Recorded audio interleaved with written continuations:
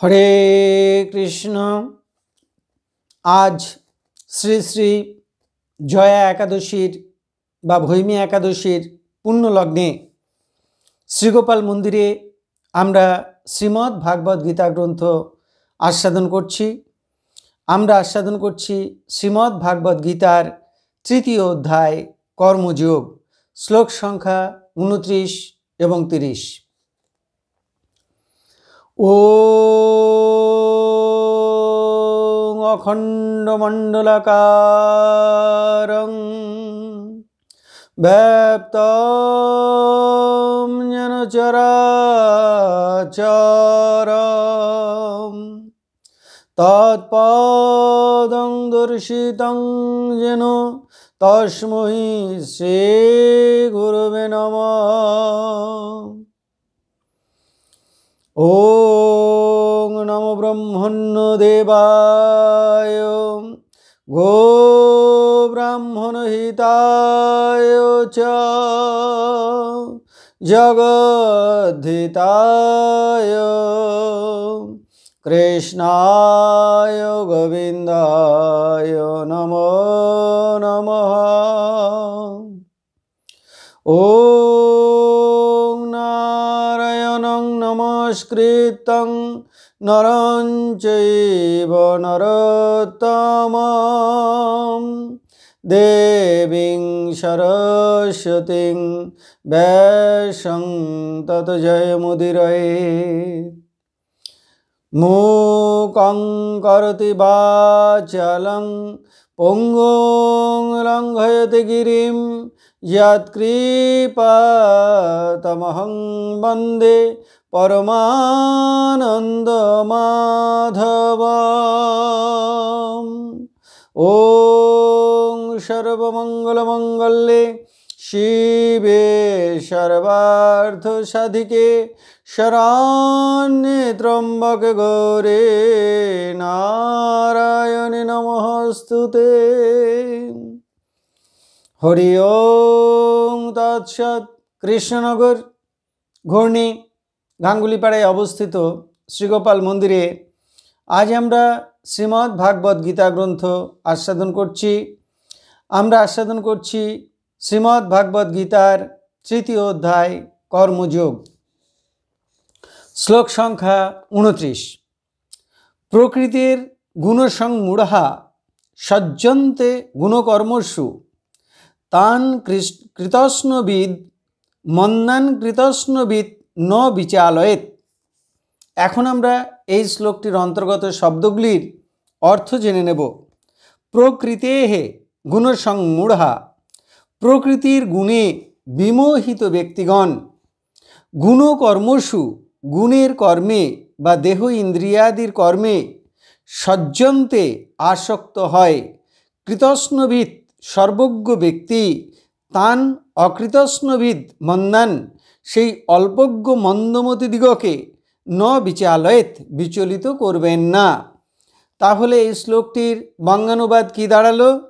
যারা প্রকৃতির গুণে বিমোহিত, তারা দেহ এবং ইন্দ্রিয়াদির কর্মে আসক্ত হয়, এই সকল অল্পবুদ্ধি মন্দমতিদিগকে জ্ঞানীগণ বিচলিত করবেন না। এখন আমরা এই শ্লোকটির অন্তর্নিহিত ভাব আস্বাদন করছি। সত্ত্ব, রজ, তম এই তিন গুণ দ্বারা বিচলিত হয়ে দেহ, মন, ইন্দ্রিয় দ্বারা অহংকার বশত, আসক্তি বশত কাজ করে সাধারণ মানুষ। তারা আমার দেহ, আমার সংসার, আমার ছেলে, আমার মেয়ে ইত্যাদি ভেবে সুখের আশায় কর্ম করে। তারা নিজেদের কর্মের কর্তা বলে মনে করে। ভগবান বললেন যে এই প্রকারে আসক্ত মানুষদের কাজ করা থেকে নিবৃত্ত করবেন না তত্ত্বজ্ঞানী মহাপুরুষেরা, বরং জ্ঞানী ব্যক্তিরা তাদের কর্মেই নিযুক্ত রাখবেন। তত্ত্বজ্ঞানী ব্যক্তিরা শুধু তাদের ভাবনায় একটু পরিবর্তন ঘটিয়ে দেবেন। তারা বলবেন, হ্যাঁ বাপু, কাজ করছো করো, ছেলে মেয়ে নিয়ে সুখে সংসার করছো করো, তবে সকাল দুপুর সন্ধ্যা রাত যখন সময় পাবে তখন ভগবানকে ভক্তি ভরে একটা প্রণাম করো। আর যেটুকু সময় করে উঠতে পারো ভগবানের একটু নাম করো। আর ভগবানকে বলো যে হে ভগবান, সারা দিন রাত যত কাজ করছি সব তোমার কাজ, এ সকল কর্মের কর্তা তুমি, কর্মের ভালো মন্দ ফল সব তোমার, আমাকে শুধু তোমার রাতুল চরণে ভক্তি দাও, স্থান দাও। এখন আমরা আস্বাদন করছি শ্লোক সংখ্যা 30। মই সর্বাণি কর্মাণি সংনস্য অধ্যাত্ম চেতসা নিরাশি নির্মম ভূত্তা যুদ্ধস্য বিগত জরহ। এখন আমরা এই শ্লোকটির অন্তর্গত শব্দগুলির অর্থ জেনে নেব। মই আমাতে, সর্বাণি কর্মাণি সমস্ত কর্ম, অধ্যাত্ম চেতসা বিবেক বুদ্ধি দ্বারা, আধ্যাত্মিক চেতনা দ্বারা, সংনস্য সমর্পণ করে, নিরাশী নিষ্কামভাবে, নির্মমঃ মমতা শূন্য হয়ে, বিগত জরহ চ ভূত্তা এবং শোক শূন্য হয়ে, যুদ্ধস্য যুদ্ধ করো। এখন আমরা এই শ্লোকটির বঙ্গানুবাদটা জেনে নেব। আমাতে সমস্ত কর্ম বিবেক বুদ্ধি দ্বারা, আধ্যাত্মিক চেতনা দ্বারা সমর্পণ করে, নিষ্কামভাবে, মমতা শূন্য হয়ে, শোক শূন্য হয়ে যুদ্ধ করো। ভগবান বললেন যে সমস্ত কর্ম ভগবানকে সমর্পণ করে, আধ্যাত্মিক চেতনার দ্বারা বিচার বিবেচনা করে সেই সমস্ত কর্ম ভগবানের চরণে সমর্পণ করতে হবে এবং নিষ্কামভাবে, মমতা শূন্য হয়ে, শোক শূন্য হয়ে যুদ্ধ করতে হবে। এখন আমরা এই শ্লোকটির অন্তর্নিহিত ভাব আস্বাদন করছি। ভগবান শ্রীকৃষ্ণ অর্জুনকে বললেন যে হে অর্জুন, সমস্ত কর্ম আমাতে সমর্পণ করো। মই সর্বাণি কর্মাণি সংনস্য, কিভাবে সমর্পণ করতে হবে? হে ভগবান, সারা দিন রাত, সারা জীবনভর যত কাজ করছি সব তোমার কাজ, এ সকল কর্মগুলি করছো তুমি, কর্মের ফলও তোমার, আমি উপলক্ষ মাত্র। এইভাবে ভগবানের শ্রীচরণে সমস্ত কর্ম এবং কর্মের ফল সমর্পণ করতে হবে। এবারে ভগবান বললেন যে এই সমর্পণটা কিরূপ বুদ্ধিতে করতে হবে।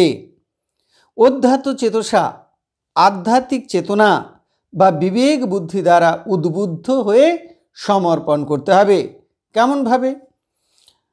ভাবতে হবে হে ভগবান, আমি কি দেহ, আমি কি হাত, আমি কি পা, আমি কি জড়বস্তু? না, আমি হাত নই, আমি পা নই, আমি জড় দেহ নই, আমি জন্ম মৃত্যুহীন, রোগ শোক জরা ব্যাধি ক্ষুধা তৃষ্ণা শূন্য, আমি অবিনাশী আত্মা।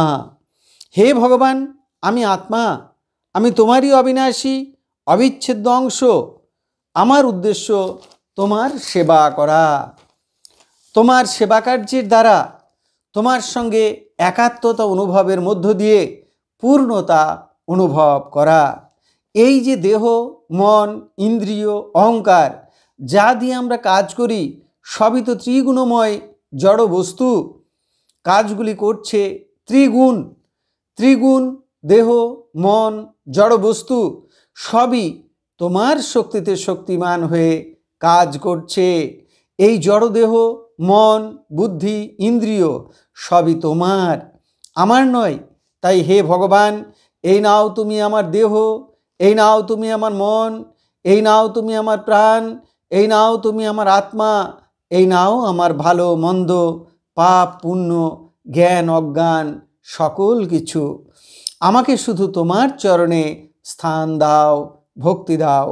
এইভাবে জ্ঞানের দ্বারা বিচার করে, বিবেক বৈরাগ্য দ্বারা বিচার করে ভগবানের চরণে নিজেকে সমর্পণ করতে হবে। সকল কর্ম এবং কর্মের ফল সমর্পণ করতে হবে।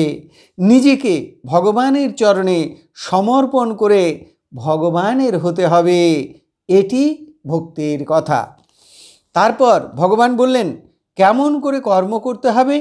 নিরাশীভাবে, নির্মমভাবে। নিরাশী কথার অর্থ নিষ্কামভাবে, কর্তৃত্ব অভিমান শূন্যভাবে। আমি কর্মের কর্তা নই, আমি কর্মের ফলও চাই না। সকল কর্মের কর্তা তুমি, ফলও তোমার। তোমার সুখের জন্য, তোমার প্রীতির জন্য কর্তব্যবোধে যেন আমি কর্মগুলো করতে পারি। নির্মম কথাটির অর্থ হলো ন মম, আমার নয়, আমার নয়, আমার নয়, সব তোমার, সব তোমার। নিজের দেহের সুখের জন্য, নিজের পুত্র কন্যা আত্মীয় পরিজনদের সুখের জন্য সাধারণত সকলে কর্ম করে।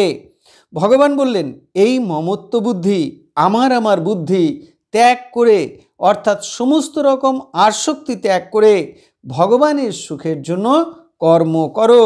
এটি কর্মের কৌশল। তারপর ভগবান বললেন যে হে অর্জুন, যুদ্ধস্য বিগত জড়, শোক শূন্য হয়ে যুদ্ধ করো।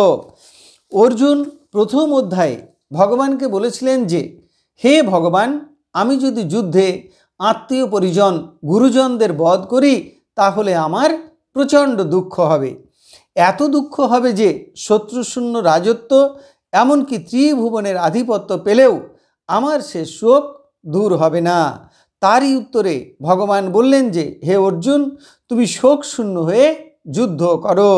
যুদ্ধ অর্জুনের কর্তব্য কর্ম, কারণ অর্জুন ক্ষত্রিয় সন্তান। সেজন্য যুদ্ধে কে মরল আর কে বাঁচল তাতে শোক হবে কি দুঃখ হবে কি আনন্দ হবে সে চিন্তা করো না। হে অর্জুন, তুমি তোমার কর্তব্য পালন করো। কর্মের ভালো মন্দ, পাপ পুণ্য, সিদ্ধি অসিদ্ধি, লাভ ক্ষতি, জয় পরাজয় সব কিছু ভগবানের চরণে সমর্পণ করে নিষ্কামভাবে শোক শূন্য হয়ে কর্তব্য কর্ম পালন করো, অর্থাৎ যুদ্ধ করো। এটি নিষ্কাম কর্মযোগের কথা। অতএব আমরা দেখতে পাচ্ছি যে এই শ্লোকটিতে ভগবান অর্জুনকে একই সঙ্গে ভক্তিযোগ, জ্ঞানযোগ এবং কর্মযোগের সমন্বয়ে এক অতি অপূর্ব উপদেশ দান করেছেন। এখন আমরা শ্রীমদ্ ভাগবত গীতার মাহাত্ম্য পাঠ করছি। শ্রী ভগবান উবাচ গীতামে হৃদয়ং পার্থ, গীতামে সারমুত্তমম, গীতামে জ্ঞানমত্তগ্রং, গীতামে জ্ঞানমব্যয়ম, গীতামে চ উত্তমম স্থানম, গীতামে পরমম পদম, গীতামে পরমং গুহ্যং, গীতামে পরমো গুরুঃ, গীতাশ্রয়ে অহং তিষ্ঠামি, গীতা জ্ঞানং সমাশ্রিতং, ত্রিলোকিং পালয়ামি অহম, গীতা নামানি বক্ষ্যামি গুহ্যানি, শৃণু পাণ্ডব কীর্তনাৎ সর্ব পাপানি, বিলয়ং জানতি তৎক্ষণাৎ। গঙ্গা, গীতা চ সাবিত্রী, সীতা, সত্তা, পতিব্রতা, ব্রহ্মাবলী, ব্রহ্মবিদ্যা, ত্রিসন্ধ্যা, মুক্তিগেহিনী, অর্ধমাত্রা, চিদানন্দা, ভবগ্নি ভ্রান্তিনাশিনী, বেদত্রয়ী পরানন্দা, তত্ত্বার্থ জ্ঞানমঞ্জরি ইতি তানি জপ নিত্যং নর নিশ্চল মানসঃ, জ্ঞান সিদ্ধিং লভে নিত্যং তথান্তে পরমম পদম। হরি ওং তৎসৎ। এখন আমরা ভগবান শ্রীকৃষ্ণের চরণে প্রার্থনা জানাবো। হে কৃষ্ণ কৃপা সিন্ধু, এই নাও তুমি আমার দেহ, এই নাও তুমি আমার মন, এই নাও তুমি আমার প্রাণ, এই নাও তুমি আমার আত্মা, এই নাও তুমি আমার যথা সর্বস্ব।